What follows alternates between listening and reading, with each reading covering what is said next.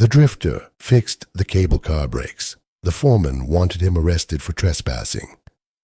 Jonah Pierce had $6 left and a stretch of mountain road ahead of him with no town marked on his map for another 11 miles, when he heard, carried down through the pines on a cold morning wind, the particular groan of an unsupported steel cable swinging loose against a tower.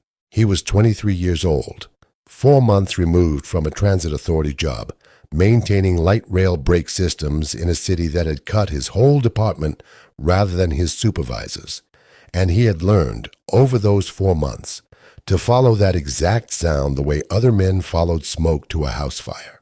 The layoff had come with 2 weeks' severance and a form letter calling the cuts a necessary modernization, language Jonah had read a dozen times since without ever once deciding it meant anything at all.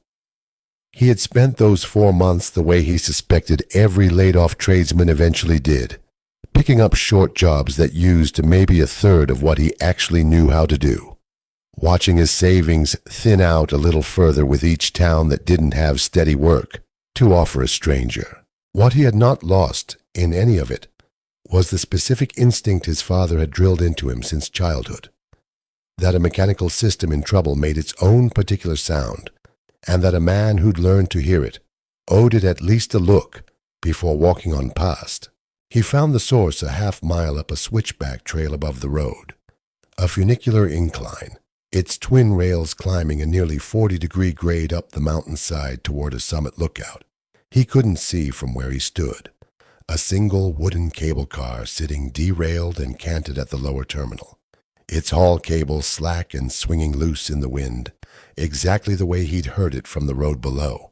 A sign bolted to the terminal building's boarded door read, "Larch Summit Incline Railway, closed, county property," and beneath it, a newer sign, laminated against the weather, read, "Active salvage operation, Keystone Demolition and Salvage, authorized personnel only."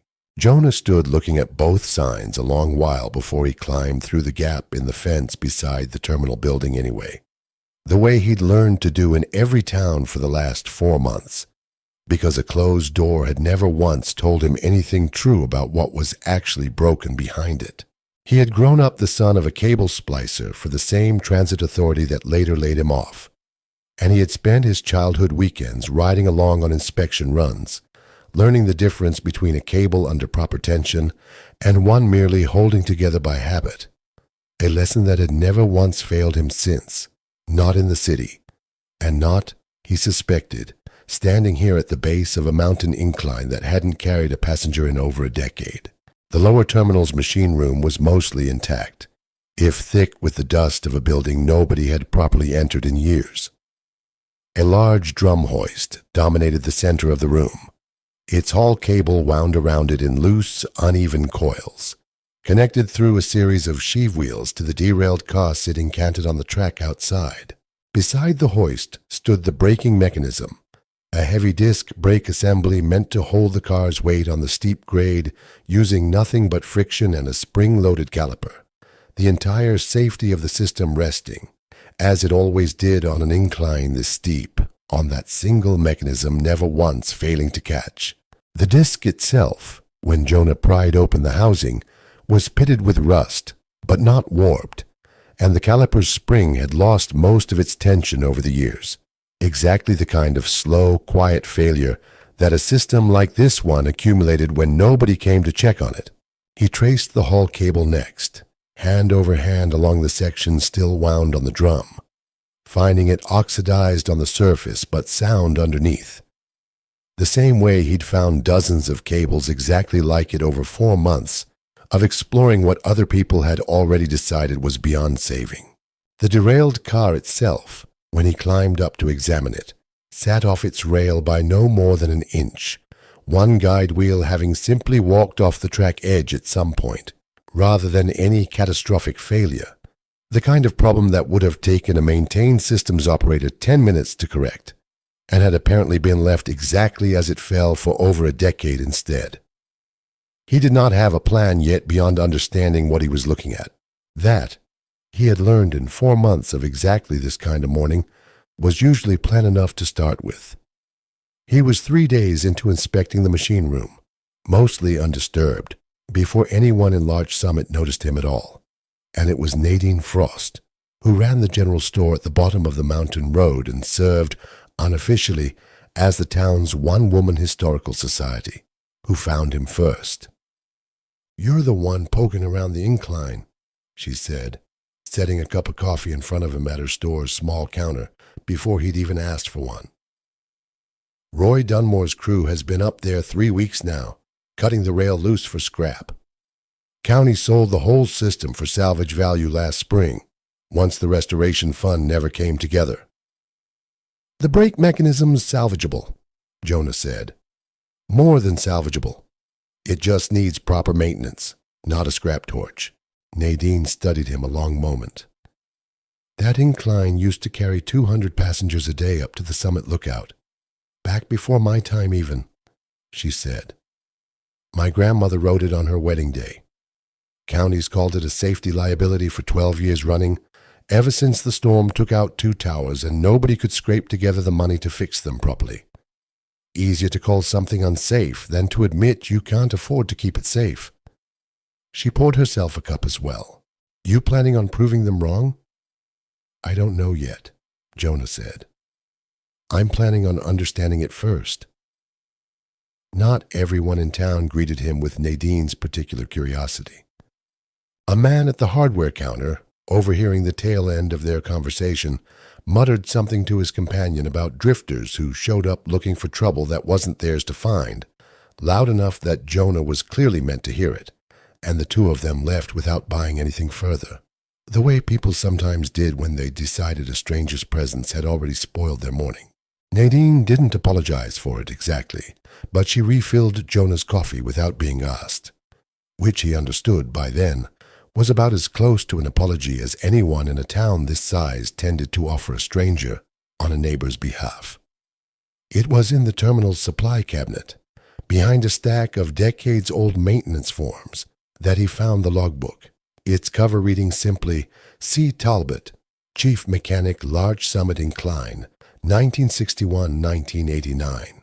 Cyrus Talbot had run the incline's mechanical systems for 28 years, and his logbook read, across hundreds of entries, like the record of a man who had never once let a season pass without personally testing every component that stood between 200 daily passengers and a 40-degree drop.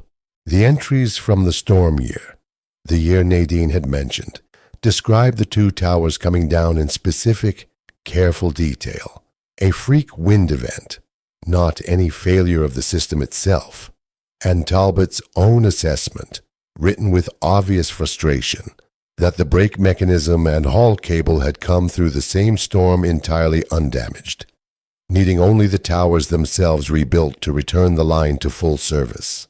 County's engineer report calls the whole system unsafe pending funding.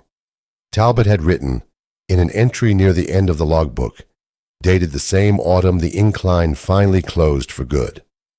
"I've told them directly the brake assembly tested at full spec 3 weeks before the storm and shows no damage since. They've decided it's cheaper to call the whole line dangerous than to explain to voters why they can't afford 2 towers. I'm retiring this winter with a clean conscience about the mechanism itself, whatever the county chooses to say about it afterward." Jonah closed the logbook and sat with it a long while in the terminal's dusty light, understanding that the incline had not been closed because it was dangerous. It had been closed because it was inconvenient to keep funding, and somewhere along the way, inconvenient and dangerous had gotten quietly confused with each other in a county report nobody had thought to correct in over a decade. There was an earlier entry, dated some 6 years before the closure, that Jonah read a second time before setting the logbook aside for the night. Ran the brake assembly through its full annual test today with the county inspector present. Full stop, full load, 3 consecutive cycles, no fade, no slippage. Inspector said it was the cleanest test result he'd seen on any incline in the state. Told him the secret wasn't clever engineering. It was simply never letting a season pass without checking it myself, whether the budget called for it or not. Jonah understood, reading it, that Cyrus Talbot had spent 28 years proving, year after year, exactly the fact that a single storm and a decade of neglect had since made it convenient for the county to forget. Roy Dunmore found him on the fourth day, standing at the machine room door with the particular stillness of a man who had caught exactly the kind of trouble he'd been dreading since his crew first arrived. "This is an active job site," Dunmore said. "County contracted my company to salvage this entire system for scrap value, and I've got a liability policy that doesn't cover unauthorized personnel wandering through it. I could have you arrested for trespassing right now, and don't think I haven't already called it in." "I'm not interfering with your contract," Jonah said. "I'm looking at a brake system that's been unfairly blamed for a storm that took out 2 towers and nothing else." Dunmore's jaw tightened. "I don't get paid to have opinions about the county's engineering reports," he said. "I get paid to cut this line for scrap and get my crew off this mountain before winter closes the road. I've got 6 men depending on this contract for their whole season's wages, and I'm not about to let a drifter's opinion about a brake assembly put any of that at risk." "I understand that," Jonah said, and meant it, in a way that seemed to surprise Dunmore more than any argument would have. "I'm not trying to cost your crew their contract. I'm trying to understand whether this system's actually as dangerous as the county's report says it is, because the man who maintained it for 28 years wrote down in his own hand that it wasn't." Dunmore looked at him a long moment, something behind his eyes shifting slightly, though his voice didn't soften. "You know what happens to a man in my line of work who lets a job run past schedule because a stranger convinced him an old report might be wrong?" he said. "I've got a wife back home counting on this contract same as my crew's families are, and I didn't get to where I am by second-guessing signed paperwork every time somebody with a wrench shows up claiming to know better." "I'm not asking you to second-guess your paperwork," Jonah said.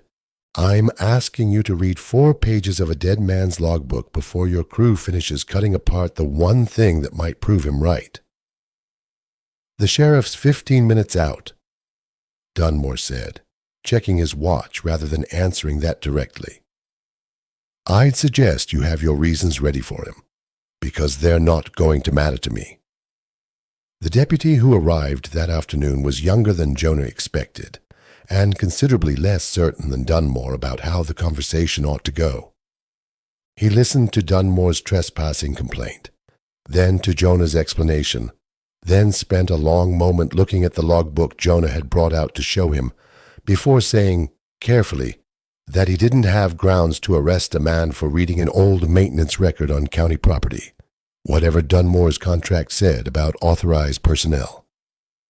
"This logbook says the brake tested clean 6 years running before the storm," the deputy said, flipping back a few pages himself. "That true, near as you can tell?" "As true as anything I have verified with my own hands so far," Jonah said. "The disc is pitted but not warped. The cables sound underneath the surface rust. Whatever failed on this mountain, it wasn't the brake assembly, and it wasn't 12 years ago either. It was the funding. The same year the storm gave the county an easy excuse to stop spending on it." The deputy looked at Dunmore, then back at Jonah, and closed the logbook carefully before handing it back. "I'll be back if there's any further incident," he said, which Jonah understood was as close to taking his side as a county deputy was likely to come in front of a contractor with an active permit. Dunmore watched the deputy's truck disappear back down the mountain road, then turned to Jonah with an expression that had lost none of its hardness. "You've got until my crew finishes cutting the upper towers," he said. 2 weeks, maybe less if the weather holds. After that, there's nothing left up here for either of us to argue about."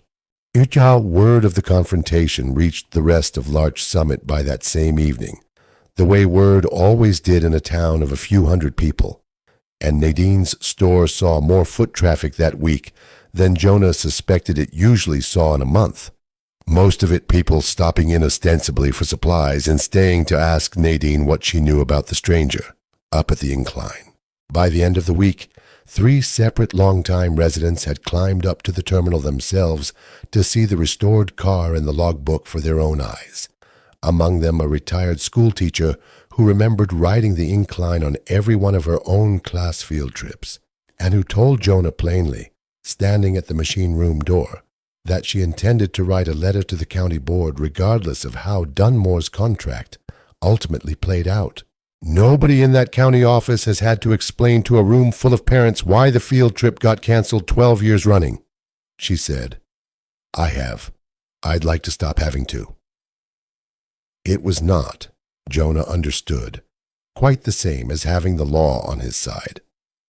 But it was the first time since the layoff notice 4 months earlier that more than one person in a town had stood in front of him and said, plainly, that they believed the work he was doing mattered. Jonah spent those 2 weeks working the brake assembly the way Cyrus Talbot's own logbook described maintaining it, replacing the caliper's tired spring with one he machined from stock. He found, astonishingly, still sealed in its original packaging in the same supply cabinet where he'd found the logbook, resurfacing the disc's pitted face with a hand file and emery cloth until it ran true under his palm, and repacking every bearing in the drum hoist's assembly with grease that hadn't seen daylight since before he was born. The derailed car took the better part of 3 days on its own, jacking it carefully back onto its rail a fraction of an inch at a time using a hand-cranked come-along anchored to the terminal's own structure, checking the wheel gauge against the track width at every stage to avoid forcing anything that might crack the aging wood frame. He respliced 2 sections of the haul cable where the strands had begun separating near the upper sheave, work that required him to ride the cable itself in a rigged bosun's chair for the better part of a cold morning, and rebuilt the tension indicator gauge in the machine room from spare parts he found, along with the caliper spring stock, in the same well-provisioned supply cabinet that made Jonah increasingly certain Cyrus Talbot had left this place, fully expecting somebody, someday, to need exactly what he'd stored there. Nadine came up most afternoons, bringing coffee and, more than once, an extra sandwich she claimed she'd simply made too much of. And it was from her that Jonah learned the rest of what the town remembered about the incline, the wedding parties it had once carried to the summit lookout for photographs, the school field trips, the particular sound its brake made on the way down that every long-time resident could apparently still hum from memory. "My grandmother still talks about her wedding day like the incline itself was one of the guests," Nadine said one afternoon, watching Jonah work the disc smooth with careful, even strokes of the file. "Says the whole valley opened up beneath the car as it climbed, and by the time they reached the summit lookout, she'd stopped being nervous about marrying my grandfather at all, because anything that felt that much like flying made a wedding feel like the easiest decision in the world." She was quiet a moment. "She still asks me every visit whether anybody's ever going to fix it. I've told her no for 12 years running. I'd like to finally tell her something different. I can't promise the county will agree with either of us," Jonah said. "No," Nadine said, "but you can promise the brake will hold if they ever do. That's worth something on its own, whatever the county decides." "Roy's not a bad man," Nadine said on one of those afternoons, watching Jonah work the drum hoist's bearing race by hand. "He's a man with a contract and 6 families depending on his paycheck, same as this whole valley used to depend on that incline.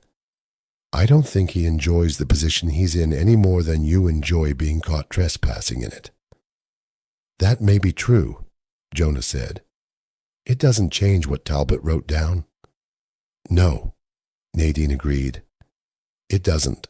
The wildfire started on the ridge above the summit lookout on the 12th day, faster than anyone in Larch Summit had time to prepare for, and it was not the fire itself that turned the afternoon into an emergency so much as what it did to the single access road serving the lookout station. A narrow gravel track that a fallen burning snag closed within the first hour, trapping a 4-person trail maintenance crew at the summit, with no way down except the incline Jonah had spent 2 weeks bringing back to working order, and Roy Dunmore's crew had spent 3 weeks preparing to cut apart entirely. Jonah smelled the smoke before he heard any alarm raised in town. A thin, acrid edge on the afternoon wind that made him climb to the machine room's small upper window and look up toward the ridge, where a column of gray was already rising fast enough that he understood, with a cold certainty settling low in his chest, that whatever time he'd assumed he still had to finish proving Cyrus Talbot right had just been cut down to however long it took the fire to reach the summit lookout itself. It was Nadine who reached Jonah first, breathless from the climb up from her store. Trail crews radioed down. Fires coming up the back slope fast, and the access roads blocked by a burning snag nobody can safely clear before the fire reaches them. That incline's the only way off that mountain in the next hour. Roy Dunmore arrived at the lower terminal at nearly the same moment, having heard the same radio traffic on his crew's channel, and stood for a long, silent moment, looking at the restored brake assembly, then at the derailed car still sitting canted on the lower section of track, then at Jonah. "That car's derailed," Dunmore said. "It's been sitting off the rails since before my crew ever got here." "I re-railed it 2 days ago," Jonah said. "Same afternoon I finished the brake work. I didn't tell you because I didn't think you'd believe me, and I wasn't wrong to think that." Dunmore looked at him a long moment, then made a decision Jonah would understand, much later, had cost him more than it appeared to in the moment. "My crew's cut through one of the upper support towers already," he said. "Partially. We were 3 days from finishing the job. I don't know if that structure will hold a loaded car's weight going up." "Then we find out together," Jonah said, "because there's no time left to find out any other way." Dunmore hesitated a moment longer, one hand still braced on the machine room doorframe, and Jonah understood he was watching a man weigh 3 weeks of careful caution against the smoke now visible over the ridge. "If that tower comes down with the car under it," Dunmore said quietly, "that's on both of us, not just you." "I know," Jonah said. "I'd rather it be on both of us than watch 4 people burn because neither of us was willing to risk being wrong." Dunmore didn't answer that. He simply nodded once, sharp and final, and reached for the second lantern. They ran the car up empty first, at Dunmore's insistence, both of them watching the partially cut tower from the terminal's small window as the car passed beneath it, the structure groaning under strain it hadn't been asked to bear properly in over a decade, but holding, the cable running true through every sheave Jonah had cleaned and repacked over the previous 2 weeks. The brake, when Jonah tested it on the empty car's return descent, caught clean and sure on the first application, holding the car's full weight against the 40-degree grade without so much as a shudder, exactly the way Cyrus Talbot's logbook had promised it would if properly maintained. "Send it up loaded," Dunmore said, and Jonah understood, from the particular strain in his voice, that a man who had spent 3 weeks protecting a demolition contract was now the one insisting the machine be trusted with 4 lives at once. The ascent took 11 minutes, the longest 11 minutes Jonah could remember living through, smoke visible now over the summit ridge as the trail crew loaded aboard, and it was on the descent, barely 200 feet down from the summit terminal, that the caliper's newly machined spring caught against a burr Jonah hadn't fully smoothed in his haste to finish the repair before the fire's deadline, the brake lever going suddenly stiff under his hand, the car's speed ticking up a fraction on the steep grade, before he forced the lever the rest of the way through its throw, feeling the mechanism bind and then release all at once, the disc catching hard enough that everyone aboard lurched forward against the restraint bar. "Sorry," Jonah called back to the trail crew, sweat cold on his neck despite the mountain air, and eased the lever more gradually the rest of the way down, testing the resistance a fraction at a time rather than trusting the mechanism blindly the way he had on the empty test run, until the car settled at the lower terminal with all 4 trail workers aboard, shaken but entirely unhurt, smoke already thickening on the ridge above the empty upper terminal behind them. The trail crew's foreman, a broad-shouldered woman named Kessler, who Jonah had never met before that afternoon, climbed down from the car, still gripping the restraint bar with both hands, and looked back up the smoking ridge before she looked at either of the 2 men who'd brought her crew down safely. "That road's not opening again before this fire's done with it," she said. "Whatever that car is, it just did what 4 fire engines and a helicopter couldn't have managed in time." She looked at Jonah properly for the first time. "Whoever fixed that thing, I owe them considerably more than a thank you." "Ask him," Jonah said, nodding at Dunmore, "since it was his crew that let me finish before they finished dismantling it." Kessler looked between the 2 of them, clearly aware she was standing in the middle of some argument she hadn't been told the shape of, and simply nodded once before leading her crew off toward the waiting trucks that had gathered at the base of the mountain road. Roy Dunmore stood at the terminal afterward for a long while, looking at the brake assembly that had just done, under real pressure, exactly what a drifter's 2 weeks of unauthorized trespassing had claimed it could do. "I called the county the morning I found you here," he said finally. "Told them a trespasser was tampering with condemned equipment. I suppose I owe them a different report now." "You owe Cyrus Talbot the correction more than you owe the county," Jonah said. "He wrote down 12 years ago that this system was never actually the danger the report called it. Nobody read past the part where it was convenient to stop." Dunmore was quiet a long moment. "My contract's for scrap salvage," he said, "not restoration. I don't know what happens to my crew's wages if the county decides this line's worth saving after all." "That's not something I can answer for you," Jonah said. "But I'd rather your crew get paid to maintain something that just saved 4 lives than to scrap something that never should have been condemned in the first place." The county suspended Keystone's salvage contract within the week, pending what its own review, prompted by Dunmore's own revised incident report, called Reassessment of Structural Viability Following Demonstrated Emergency Service. Larch Summit's incline railway reopened 18 months later, funded in part by a state historic preservation grant that Nadine spent most of that year helping the county secure, and in part by a county board that had found it considerably harder to call the line a liability once its own emergency services report credited it with a 4-person mountain rescue. Roy Dunmore's crew, rather than losing their season's wages, was retained under a new contract entirely, rebuilding the 2 towers the storm had taken out 12 years earlier. Work Dunmore approached, Jonah noticed, with a great deal more care than his crew's original salvage contract had required of them.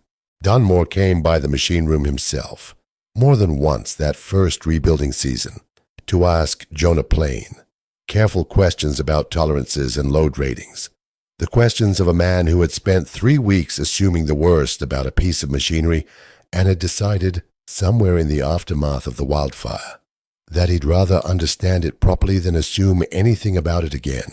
"I told the county my original trespassing complaint was based on incomplete information," Dunmore said one afternoon, watching Jonah true up a newly resurfaced brake disc. "Didn't feel right leaving that on your record when the thing you were supposedly trespassing to fix just saved 4 lives. "I appreciate that," Jonah said. "Don't mistake it for more than it is," Dunmore said, though there was less hardness in it than there had been the first week they'd met. "I still think you should have asked permission before climbing that fence. I just think I should have read the paperwork more carefully before I decided what kind of trespasser you were." Jonah stayed on as the incline's chief mechanic, the position Cyrus Talbot had once held for 28 years, and kept Talbot's logbook on the same shelf where he'd found it, alongside a second volume of his own. On its first page, he wrote the only sentence that felt honest enough to begin with. This system was never the danger it was called. It was maintained, and then it was abandoned. And abandonment is not the same thing as failure. I intend to remember the difference for as long as I run this line. Nadine brought him coffee most mornings that first season. The incline ran again, and stayed long enough, most days, to watch the car climb the restored grade toward the summit lookout, carrying passengers up for the first time in over a decade, before either of them said much of anything about what the mountain had cost, and finally given back. To get there, her grandmother, well into her 90s by then, rode the incline one more time that first reopening summer, and told anyone who'd listen afterward that the brake still caught exactly the way she remembered it catching on her wedding day 60 years earlier. A small thing, perhaps, against everything it had taken to get the line running again. But the kind of small thing Jonah had come to understand that made an entire mountain's worth of work feel like it had been worth doing properly. The town held a small reopening ceremony at the lower terminal that first Saturday. Nothing grand, just a ribbon Nadine's Historical Society had sewn from an old length of curtain fabric, and most of Larch Summit turning out to watch the first official car climb the restored grade. The retired schoolteacher, who'd once written the county board a letter, stood near the front of the small crowd, and when the car crested the first steep pitch of track without so much as a shudder, she was heard to remark, to nobody in particular, that it had taken the county 12 years and one wildfire to learn what she could have told them the whole time, if anybody in that office had ever once thought to ask a teacher instead of an engineer. So here's the question worth sitting with tonight. How easily does inconvenient get mistaken for dangerous when the people deciding never have to climb the mountain themselves to check?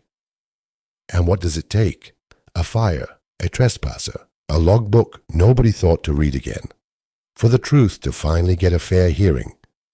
If this story stayed with you, subscribe to Salvage Line for more, and tell us in the comments where in the world you're watching from tonight.